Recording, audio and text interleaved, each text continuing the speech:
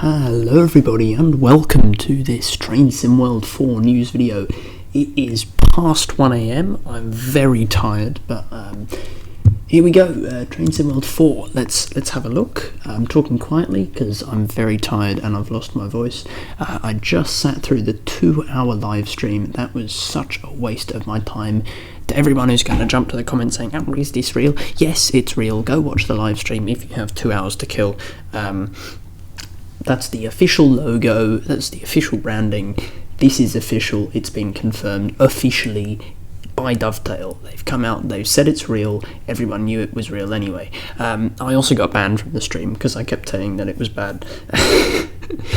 Anyway, let's have a look at the routes and locomotives that are included. So this was exactly as I predicted. We've got S-Bahn Vorarlberg, which is 70 kilometres, 28 stations. It comes with the OBB 4024 Talent 1 only, nothing else. It's a mountainous route, obviously, goes through two countries, that's Austria and Germany. You got Lindau to Bludenz with some branches, and I believe I saw the OBB Flirt as a layer in there, but I'm not sure about that. We got the Antelope Valley line, of course. This is 75 miles, 13 stations, a Metrolink F125 loco with Rotem cab cars only, no bi-levels for some stupid reason. It does include Vista Canyon Station, which hasn't opened yet in real life, but they've modelled that in this, and it has BNSF layers. Apparently, they didn't really talk about that, but there was a BNSF freight train in one of the videos. ECML, Peterborough to Doncaster, I really don't know, this is a shit route, I don't fully understand that. It's 80 miles long, it's got 5 stations only, which is a bit of a waste of time. It comes with the Class 800 only, it's got a layer for the 158 and other various rail tours. And it's the longest UK route so far, but that's not really yet saying anything because it sounds pretty boring. Doesn't even go to King's Cross. And then we have the Flying Scotsman. This is 60103. This is only with the deluxe edition of the game. It is part of the centenary celebrations, and it comes with its own rake of coaches. And it's a modern day pack. It's not period appropriate. It's got all of the modern safety features and everything else. We've also got the Vectron, which we knew about for a while. This is deluxe edition only. It's in Railpool livery. It's for Ricer Dresden, and it's got limited service on Vorarlberg. I did see someone point out in chat that it had incorrect in-cab displays, which is pretty funny. Core features. Now, this is quite a long list, some of which are just good features that should have been in the game for ages and ages. Some of them are sort of good features that are a bit more obscure, and some of them are horrible features that I really don't like, that are wastes of time. So the first one is Scenario Planner 2. This is definitely a good improvement. It's got a reworked UI. It doesn't look too reworked to me. You can chain paths together, so you can go to one destination and then turn around and go back to the original place and go via this and choose all your paths, and it's much more flexible, which does sound good. That's what people have been asking for ages. You can set your own custom start time, which is a bit pointless. I don't really understand that. You can change your weather finally and your time of year finally. You can set an introductory text, and you can set AI trains to use the portals, but Scenario Planner 2.0 is only available initially for new Train Sim World 4 content, not any of the Train Sim World 3 content that's being brought forward. Livery Designer 2.0, we get a new undo redo feature. Got custom text strings, so you can enter text and then it will automatically spit that out as a string. And there are unlockable fonts, so with Mastery you unlock the fonts. I don't like that. I think that's a ridiculous rule.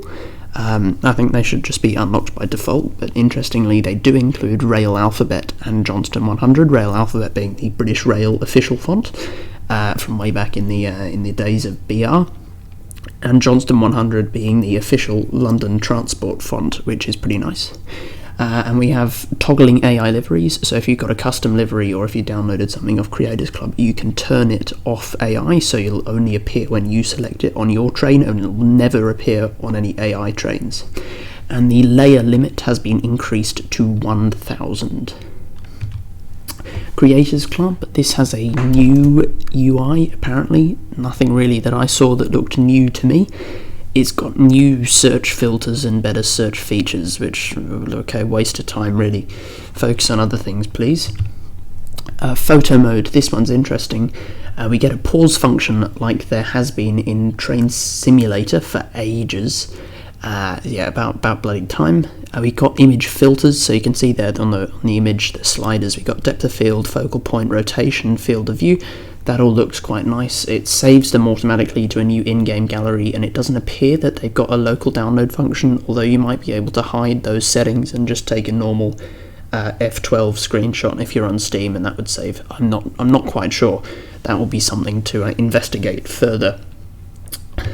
Scoring 2.0, so there's a new scoring system. I don't really quite understand this. They're saying they're going to reward good driving and punish bad driving by rewarding proper setup, proper use of safety systems, proper use of braking, wipers, horn, coupling, etc. I don't really get why they're doing this, and it's only applicable to Train Sim World 4 content on release. And the new tiers, they're adding a new platinum tier, or a new platinum medal. So we've got ease of use now, so this means that they're going to help beginner players with harder stuff, so they're getting a new difficulty rating thing. So instead of when you're picking a service, when you just pick the train or the route, I presume, it tells you how difficult it is straight off the bat, so that could be helpful for a beginner, I guess. And these are the levels you can see down here. They have a more advanced version of Player Assist, which are those pop-ups that tell you if you're doing something wrong. I don't like Player Assist. I hate it. I think it's really annoying, but I guess it might be helpful for beginners. But you can toggle it off, and you can set it to only point out advanced features to you and not sort of coach you through every single step. But you can set it to coach you through every single step should you want that. And you can also set it to automatically gauge how good of a player you are based on your levels, I believe. At this point I got bored of watching the stream, so yeah, have fun, meme about that. The HUD, there's a new HUD, don't really get this, why bother? So by default you're just getting the round speedo thing in the corner, as you can see there in the image. There's a bit more fluff scattered around, which I'm not a super big fan of. Like, if it ain't broke, don't fix it. It's a keep it simple, stupid method. And we got a new mini HUD kind of thing with a line diagram, which you can set to have only that appear, so it's basically HUDless, except you've got that. I don't think I'll use that. I much prefer just to have upcoming speed limits and upcoming stations only. Maybe I'll see. I can't just keep going and sledging everything, because I might end up using them. But yeah, certainly that is a feature that I don't predict that I'll use, but who knows. But overall, I think this is a bit pointless. Don't think that was really in need of a fix. The training centre, and yes, I put the correct spelling there, fight me. So they haven't changed anything. It's not a new training centre. It just comes with a 323 and an 8F for everyone. So everyone who owns Train Sim Mod 4 gets access to the 323 and the 8F. So you can all have Steam trains. You can all put them in your own liveries, I presume. But you don't get like Birmingham Cross City, and you don't get them in the liveries, and you don't get the services, whatever. But it's just like the Class 66 in its training centre implementation. They've all got plain liveries, as you can see here. Accessibility, so there's better keyboard mappings about time, and everything will be mapped to a keyboard, I believe, or everything that should be mapped to a keyboard button will be mapped, and you can change that mapping should you want to. But only for new Train Sim World 4 content. That's a common theme. A lot of this is only for new Train Sim World 4 content, which I think is a bit of a scam, not gonna lie. Then they went through some quickfire things, so they're gonna, once again, even though this was a feature for Train Sim World 3 that got dropped pretty quickly, they've been doing OHLE improvements, so that's improvements to the overhead wiring. They're just making it thicker from what I hear. New rain effects to stop them looking pixelated on the windscreen. Dynamic suspension, so the suspension actually looks like it does something and it bounces the train over, and if you're in the cab you'll notice that because you'll bounce up and down as you go over junctions and such. New haptics if you're playing on controller, so it'll buzz if, I don't know, the safety system goes off. And volumetric fog, which it looks alright. I don't think it's really worth too much time. The amount of time they gave to it, I don't think it was deserving of that, but who knows. Free roam, now I've added a new free roam mode, which is basically spawn on foot, but you have the ability to spawn new trains, like pull them out of your ass and drop them down. Look, I'm sure lots of little kids will love this. I really don't think I'm going to use it at all. I think it's a bit pointless. Like it's the God mode mod merged with the new scenario planner, but put into vanilla. And yeah, much like a lot of other features, I reckon it'll get lots of hype and then die off quickly. Because why would you just drive the fucking train on its service? It's so much easier than. I mean, I can see some limited applications of this, like if you want to take an artistic screenshot of two different trains next to each other and you don't want to bother lining them up and setting up your own scenario, but I don't really get it, not gonna lie. And they kept saying, oh, it's like Minecraft, which to me confirms that they are sort of trying to brand this and sell this to kids more than the dedicated following that actually like trains. And also, I forgot to mention this at the beginning, what is this branding? It's exactly the same as Train Sim World 3, but just a bit more boxy and rounded, and with a 4, but it's the same colour scheme. And the UI is all more or less the same. Anyway, this is the big one. This is the thing that I'm most excited for and actually very happy to see. It's a PC editor. So if you have a PC edition, so Epic or Steam, you will get access to the full Unreal, well, most of the Unreal editor for Train Sim World. They haven't exactly said how much. They said there is a lot though, but it is for PC only, not for console, and you can't share anything to console. So it's strictly a PC only environment. So basically you can make your own stuff fully from scratch. You can make your own trains, your own routes, you can make your own scenarios, and you can make your own timetables and everything else. It will take a lot of work. You can't steal from other people, but this is all completely free from the Epic Games Store. It does look a bit hard to use because it's professional software, but once you teach it to yourself, I suspect there'll be a lot of good quality stuff hitting the market, and a lot of stuff that comes from places that have determined and passionate rail enthusiasts. But the Dovetail won't make a route themselves.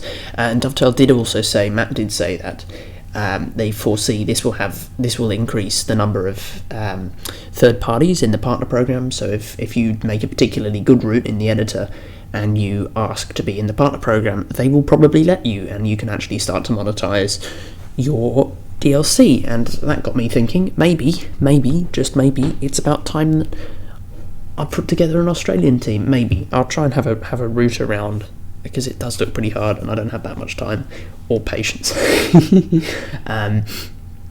Maybe. If you'd be interested in that and you are in Australia, DM me. I know, I'll see about that.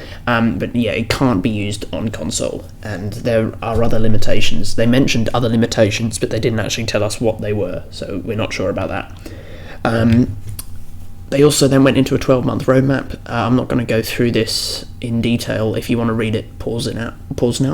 One thing, in the next 1 to 3 months, we can expect to get Blackpool Preston to Ormskirk. So that is the Just Trains route that we knew about. There's some new stuff from Rivet, and there's a new partner with a new loco pack, which I suspect will be Union Workshop, perhaps, or maybe Alan Thompson Sim.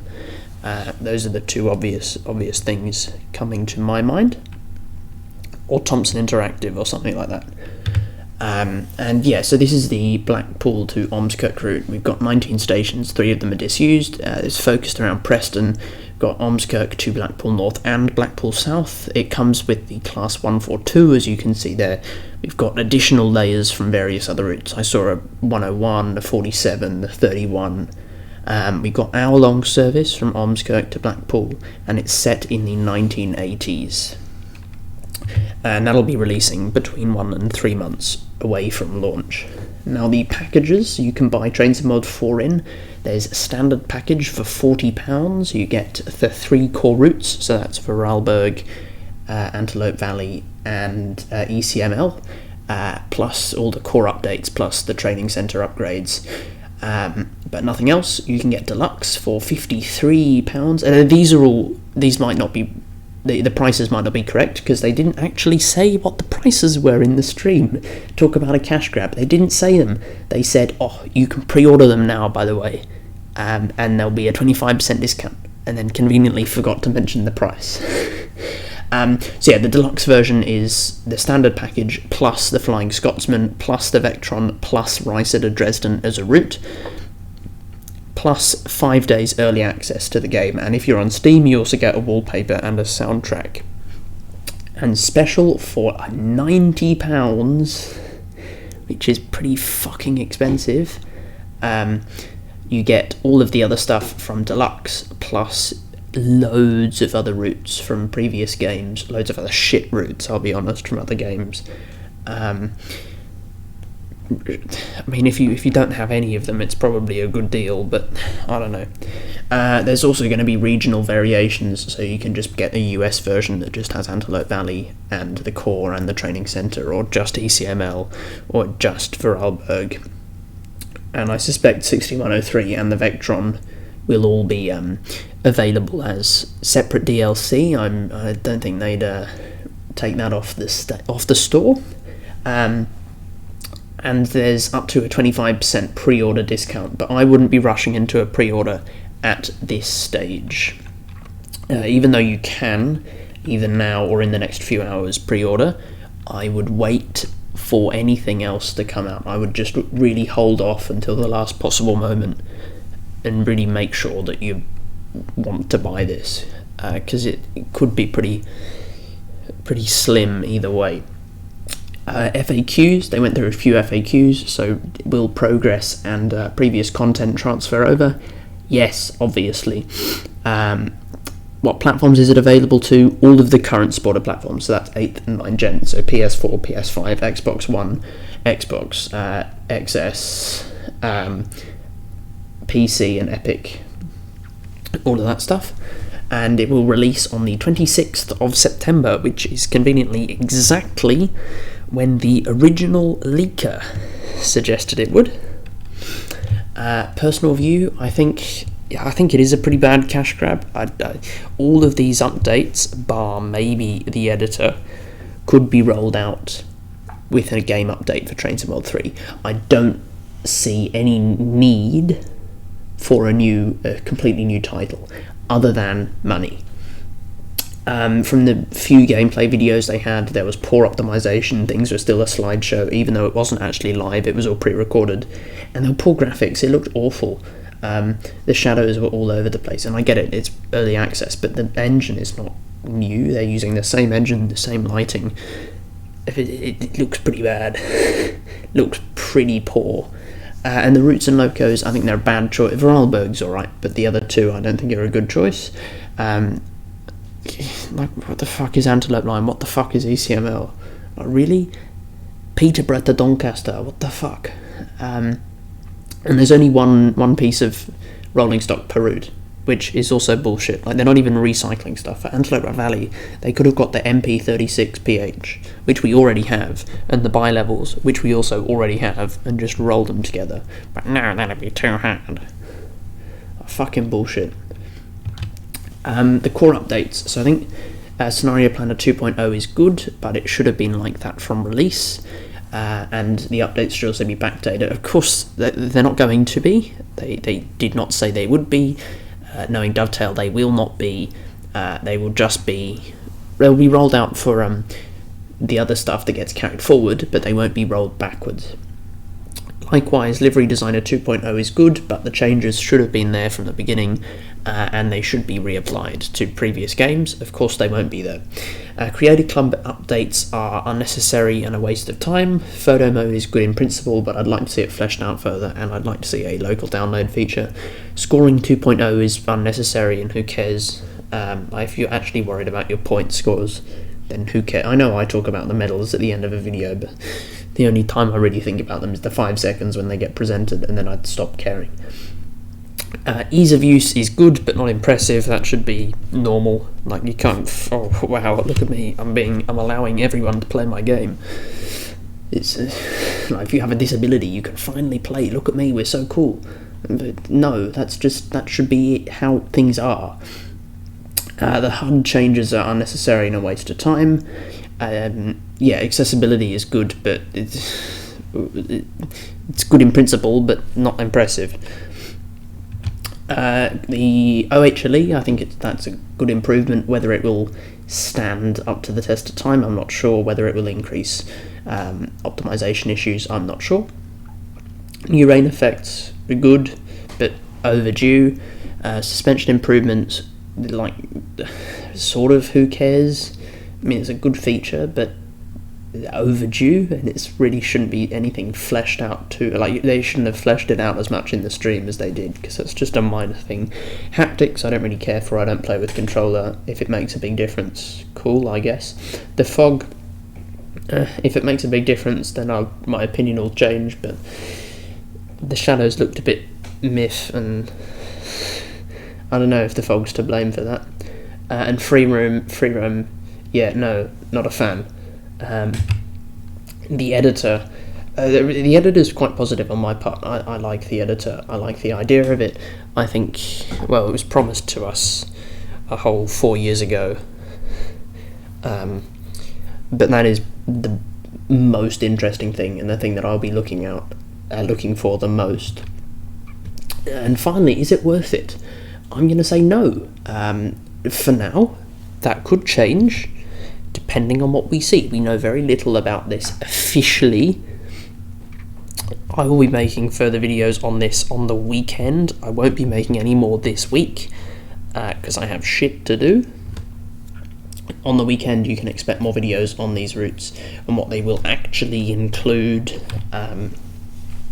But yeah, there's very limited new stuff coming. We're only getting one train per route, and there's only 3 routes, and they all parrot existing stuff.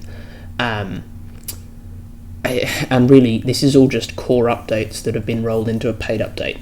But yeah, the editing does look quite nice, even though if you are on console, that is not relevant to you because you have absolutely no access to it whatsoever.